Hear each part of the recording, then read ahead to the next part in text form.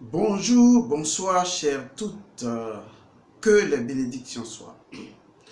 Voici pourquoi vous êtes victime d'un esprit de l'eau ou d'une entité de l'eau, quelles que soient les appellations.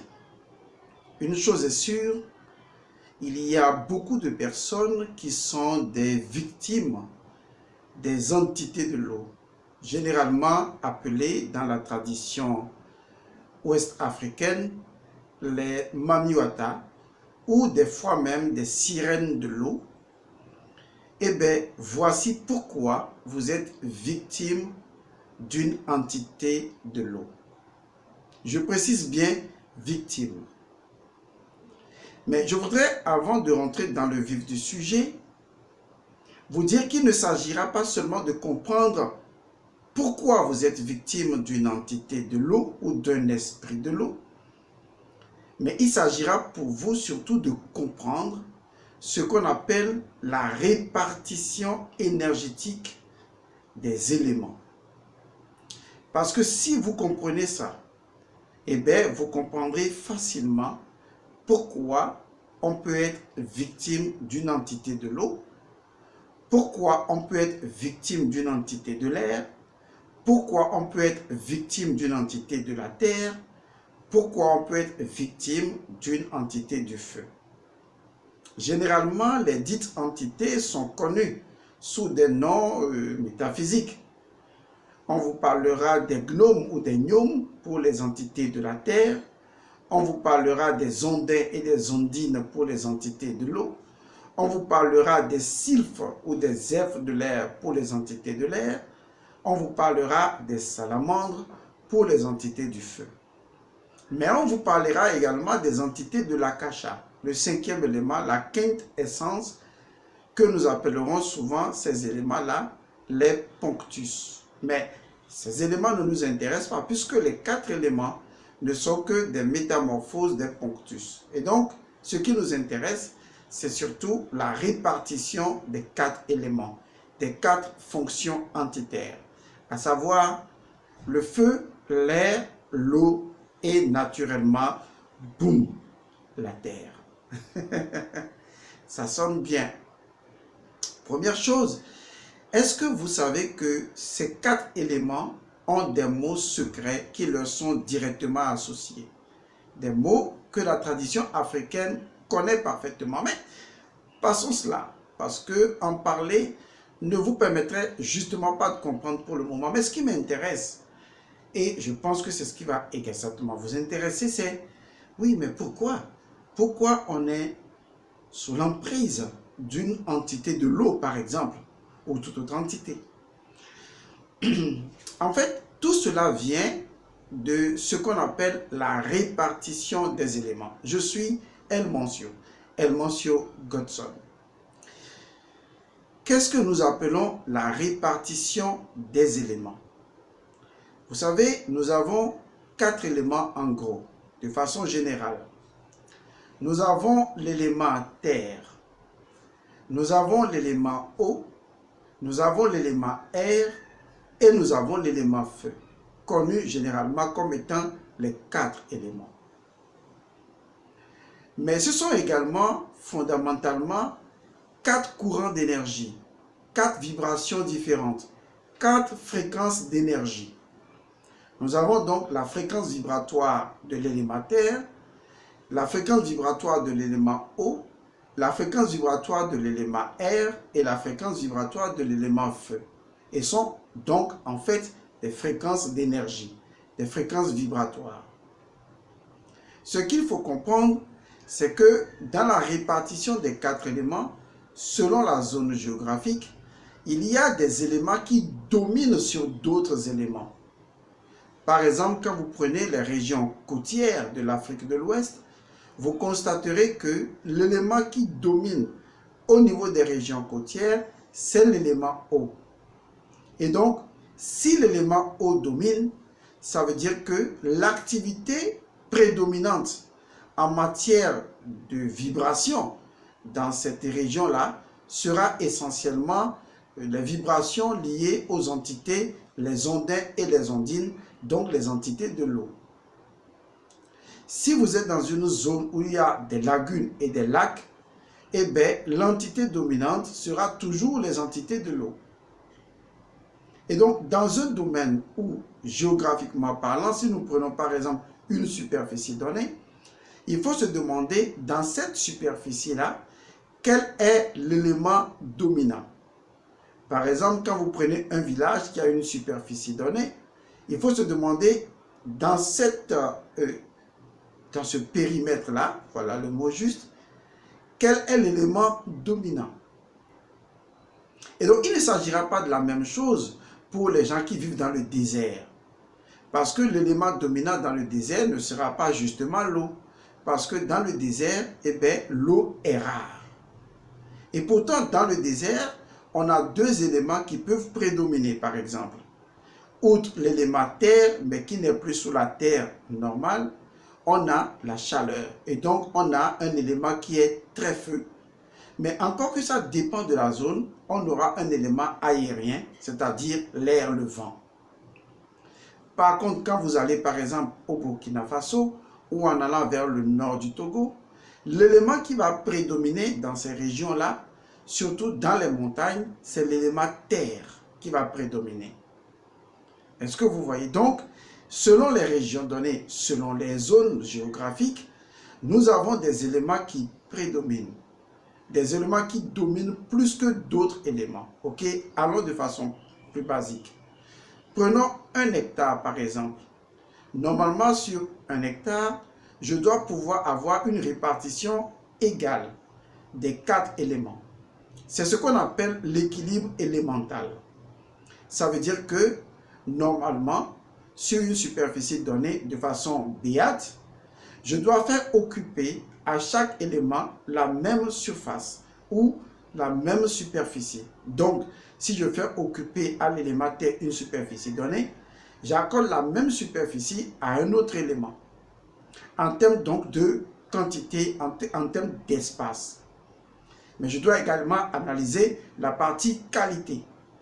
Parce qu'en dehors de la quantité, il y a également la qualité. Et donc, la qualité peut permettre justement de réduire l'espace de l'élément terre, par exemple, parce que j'estime que l'élément terre peut-être n'a pas autant de qualité, et donc je peux évaluer au niveau qualité la vibration des éléments, puisque tout s'évalue non pas en termes de grandeur, mais en termes de qualité vibratoire. Et donc je sais qu'en termes de qualité, il y a un élément qui influence beaucoup plus qu'un autre élément. Lorsque les gens veulent s'installer dans un milieu donné, ils recherchent forcément la divinité tutélaire de ce milieu. La divinité tutélaire de ce milieu est toujours en relation avec l'élément prédominant de ce milieu. Et donc, vous remarquerez que la plupart du temps, tous ceux qui sont dans les régions côtières ont toujours des divinités liées à l'élément eau. Et généralement, c'est Mami Wata qui est souvent adoré. Donc, ce n'est pas surprenant que lorsque on regarde quelqu'un dans les zones côtières, qu'on puisse dire « Oh, regardez-le, il a une entité Mami, il a une entité de l'eau. » Parce que je vous dis, à plus de 90%, toutes les personnes qui naissent dans les régions côtières, eh bien, possèdent forcément un élément dominant. Et dans ce cas, c'est l'entité de l'eau. C'est obligatoire. Pourquoi? Parce que selon la répartition en zone côtière, l'élément eau prend plus d'importance que les autres éléments. Et donc, du coup, au moment où la femme tombe enceinte, vous avez dans la fabrication ou dans la densification des éléments qui vont contribuer, n'est-ce pas, à l'apparition du fœtus et du futur enfant, eh bien, on tire, vous voyez, dans la conception de l'enfant, les énergies qui sont tirées proviennent naturellement du monde astral, mais également du monde physique. Donc le corps de l'enfant est façonné avec les éléments de l'environnement. Les mêmes éléments de l'environnement se trouvent au niveau astral. C'est ce que je voudrais vous dire. Pour être plus explicite, vous voyez par exemple, moi je suis en zone côtière. Je suis très proche de l'élément eau, je suis très proche de la mer. ma géographie telle que vous la voyez, elle est également reproductible dans le plan astral, c'est-à-dire dans la dimension du K. Dans la dimension double, également, j'ai la projection exacte de l'eau et ma zone exactement dans le monde du K. Il va sans dire que au moment où l'enfant est en conception dans le ventre de la mère et que le K de la mère vit dans l'environnement du K, où l'élément eau dans son cas a plus d'importance sur les autres éléments, au moment où l'enfant est conçu dans le ventre, c'est l'élément eau qui apporte beaucoup plus d'éléments. Et donc, il devient l'élément déséquilibrant des autres éléments. Parce qu'il vient en surquantité et des fois même en surqualité sur les autres éléments. C'est ce qu'on appelle le déséquilibre élémental. C'est-à-dire que l'individu qui va venir au monde, on trouvera forcément chez lui qu'il est animé d'une entité de l'eau. C'est tout à fait logique. Tout simplement parce qu'il est né proche des régions côtières ou il a été conçu proche des régions côtières. Il faut vraiment faire la nuance parce que soit on est proche des régions côtières, soit on est conçu tout au long des régions côtières, parce qu'il y a des personnes qui peuvent être conçues au niveau des régions côtières et qu'ensuite la mère voyage pour aller à l'étranger et vivre dans un autre environnement. Et donc l'élément qui sera prédominant dans ce nouvel environnement va modifier l'équilibre des éléments. Parce que tout est question du djed. En fait, le djed, c'est l'équilibre des 4 éléments d'abord. Et donc, si dans un milieu, même dans votre maison, les 4 éléments ne sont pas en égale quantité, donc il n'y a pas en égale qualité, donc il n'y a pas le djed, et donc l'élément qui prédomine sur les autres éléments va construire, vous voyez, son énergie automatique beaucoup plus sur les autres éléments que d'habitude. Donc on dit en ce moment-là que l'entité de cet élément-là a prédominance sur vous. Donc au niveau des régions côtières, étant donné que l'élément eau, vous voyez, n'agit pas seulement dans le monde physique, mais agit dans le monde double sur nous, et bien son énergie automatique, vous voyez, récurrente, qui agit sur nous, qui est devenue donc une entité, parce qu'une entité, c'est une énergie qui possède une récurrence, et bien son énergie va commencer à agir au moment où l'enfant va être dans le ventre de la mère, et dont l'élément eau va lui fournir plus d'éléments, aussi bien dans le monde invisible du milieu de l'enfant, que dans le monde extérieur. Par contre, si l'enfant est conçu, par exemple, au sud, et la mère va vivre dans les montagnes au nord, et bien ce processus peut être inversé, et vous verrez finalement que l'élément qui sera prédominant sur l'enfant, ce sera l'élément de la terre. Vous remarquerez également que les gens qui sont nés dans les montagnes, qui sont par exemple les gens du nord, Togo par exemple, ont une constitution plus solide, plus robuste, parce que les gnomes, les entités de la terre, qui ont participé à la construction, à la conception de la grossesse, ces entités ont apporté plus de leur solidité, de leur rigidité, de leur, disons, rigosité, voilà, que les autres éléments. Alors que ceux qui sont nés au niveau donc des zones côtières ont une peau beaucoup plus frêle, beaucoup plus raffinée, parce que l'élément eau et donc l'entité de l'eau a su peaufiner, n'est-ce pas, la rondeur et la sensibilité naturelle de leur peau. Il en sera différent avec ceux qui sont nés dans les zones où l'élément air a une prédominance, et il en sera différent également des gens qui sont nés dans un domaine où l'élément feu est beaucoup plus différent. Par exemple, les enfants qui sont des enfants albinos ont un élément beaucoup plus feu qui est en eux que la plupart des personnes. Et donc, on sait déjà que leur prédominance sera un ascendant de l'élément feu parce qu'ils ont dépassé la nature de l'élément eau et sont entrés directement dans son opposé. Alors, ce que j'essaye de vous traduire, c'est que souvent, vous allez consulter et les gens vont vous dire « Oui, tu as l'entité d'esprit de l'eau. » N'en soyez pas étonnés. à la limite, excusez-moi, ce n'est pas pour banaliser, ça ne veut rien dire. Si je veux être honnête envers vous, ça ne veut rien dire. Vous n'avez pas besoin d'oracle pour ça. Si votre mère vous a conçu dans une zone côtière et qu'elle est restée dans la zone côtière sans jamais se déplacer et que la majeure partie de sa grossesse, souvent les débuts de la grossesse, par exemple de 0 jusqu'à 4 mois de la grossesse sont déjà passés, avoisinant le 5e mois, dans une zone côtière, l'individu qui va naître aura forcément la dominance de cette entité dans son trait énergétique. Mais si l'enfant est conçu au sud et que la mère va passer tout le temps au nord, c'est l'entité de l'élément terre qui va prédominer.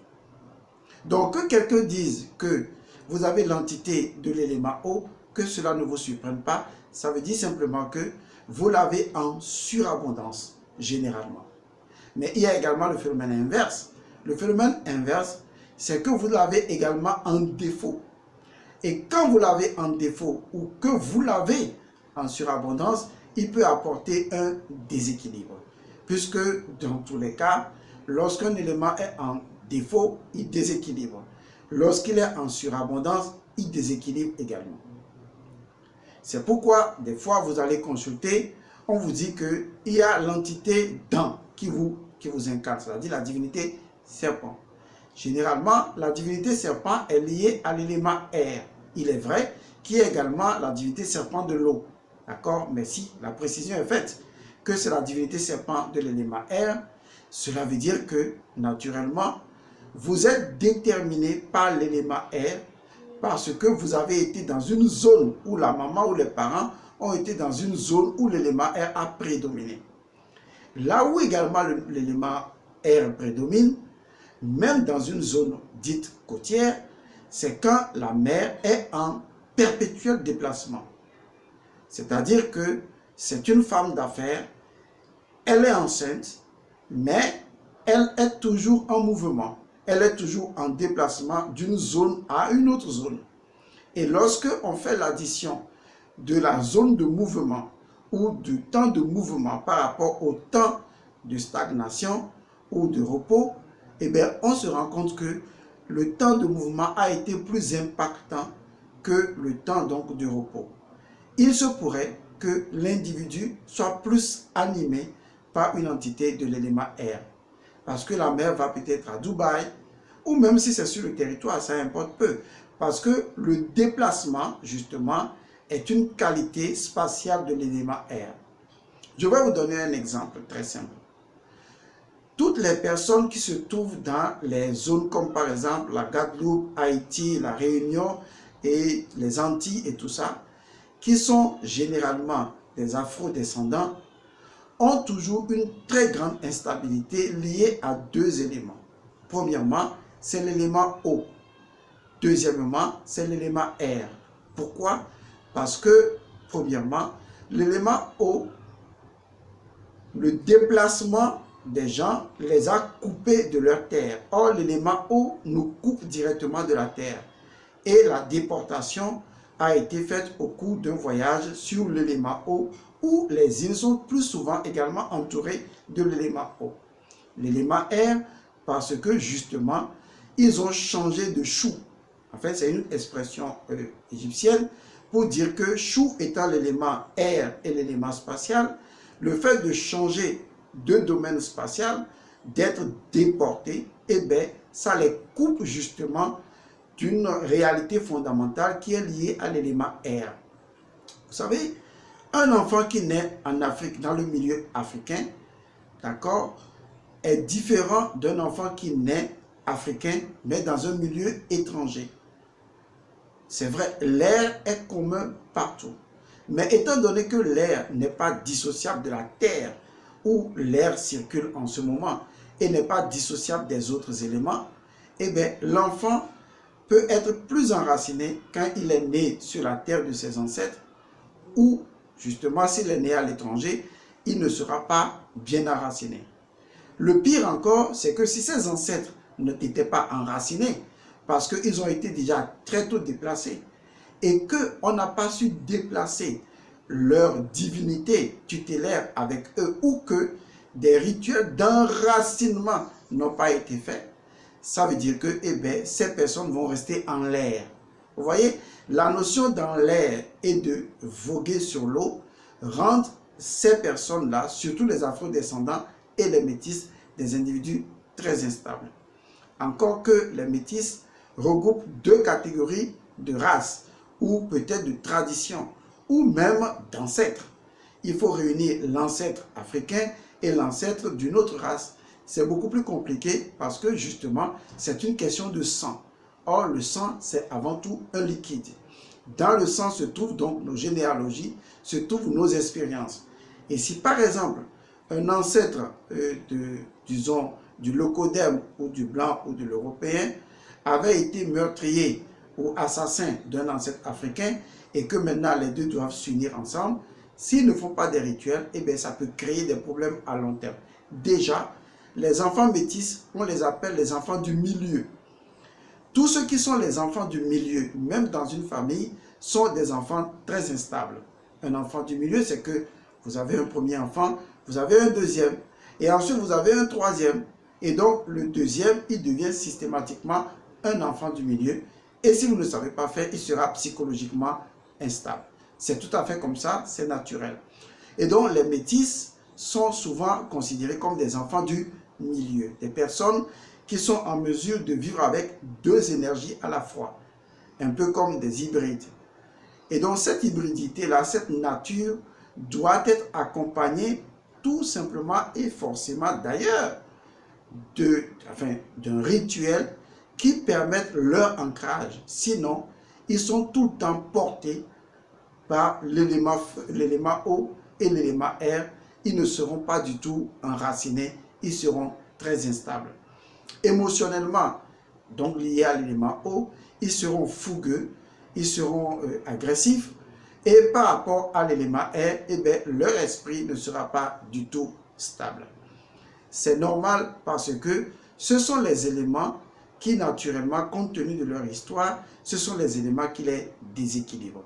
Et lorsque vous allez consulter, on vous parlera généralement d'une entité dent, c'est-à-dire entité serpent, donc naturellement l'élément air, et on vous parlera également d'une entité de l'eau, et généralement ce sont ces deux entités qu'on va retrouver chez vous, et qui se retrouvent également dans nos panthéons traditionnels qu'on va vous indiquer d'aller rencontrer, parce que vous devez faire tel rituel. Tout ça, c'est normal. Tout ce qu'il faut comprendre, et nos ancêtres le savaient, c'est la connaissance de la répartition énergétique en termes de quantité et de qualité des 4 éléments.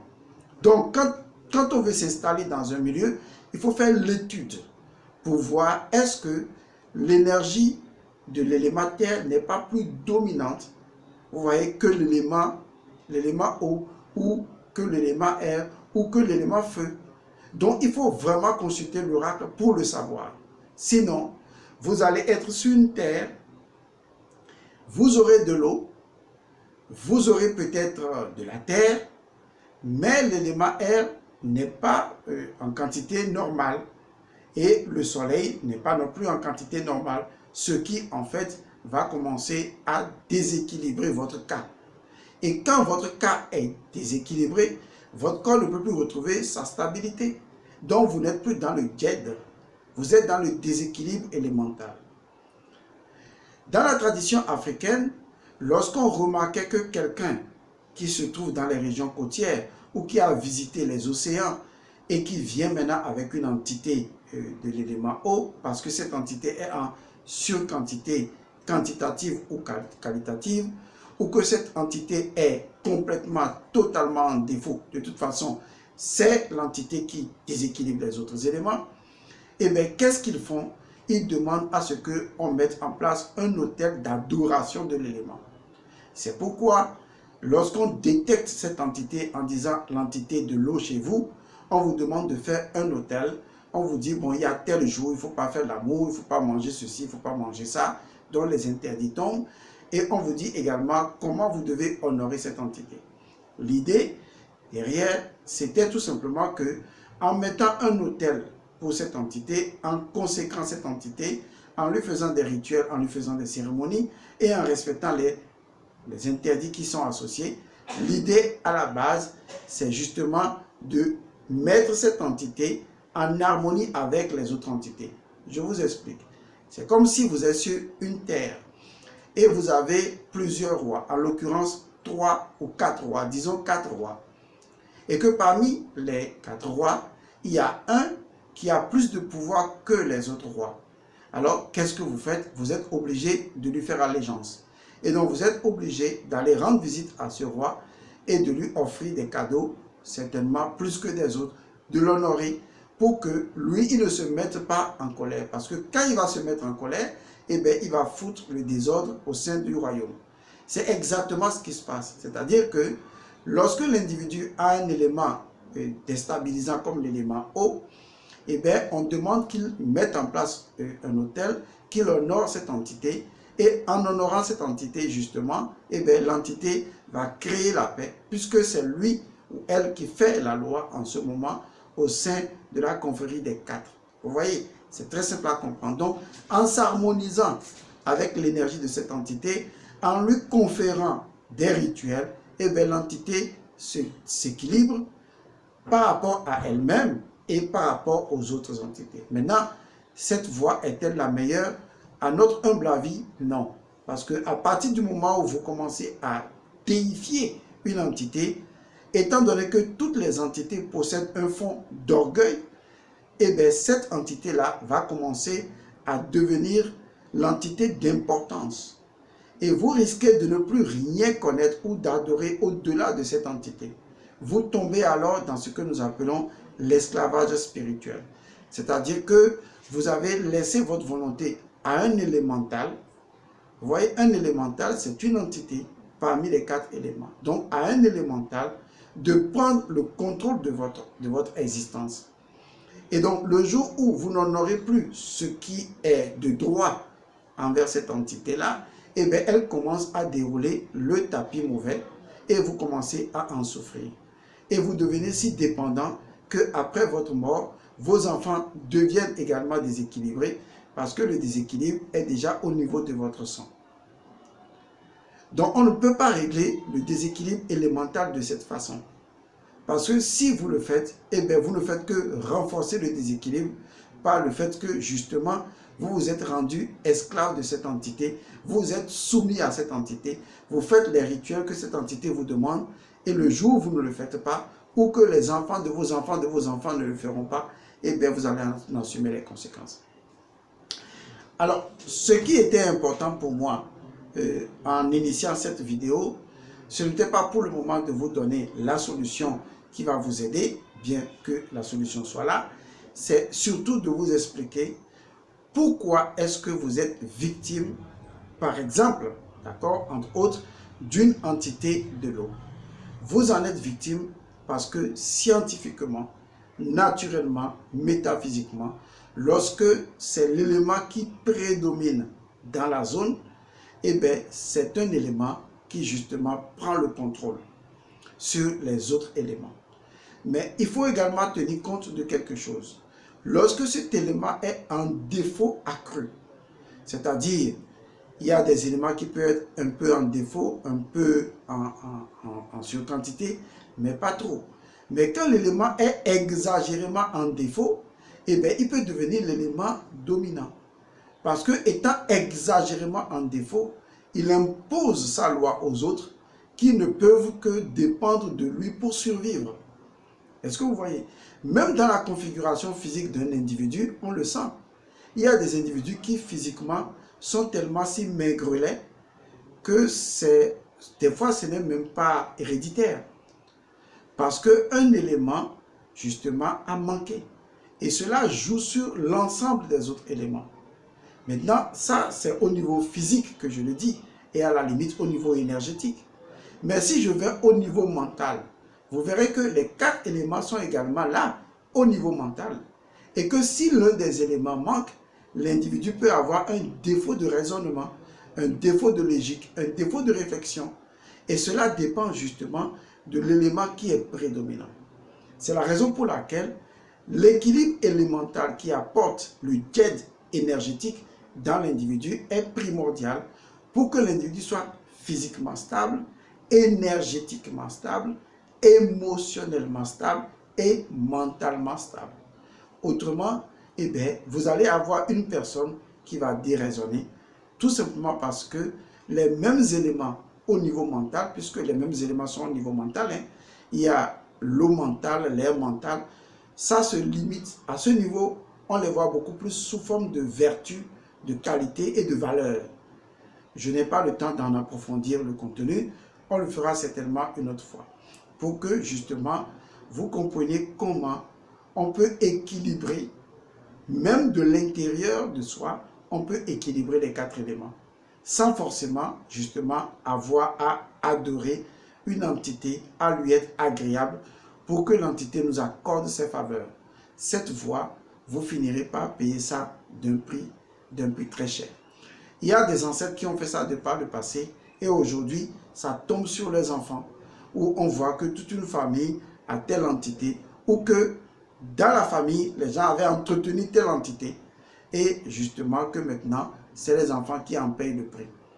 Parce que quand vous commencez l'adoration de cette entité, je suis désolé, vous renforcez sa puissance, vous renforcez sa domination, vous renforcez son incarnation et tôt ou tard, pour pouvoir chasser cette entité, ça va être difficile.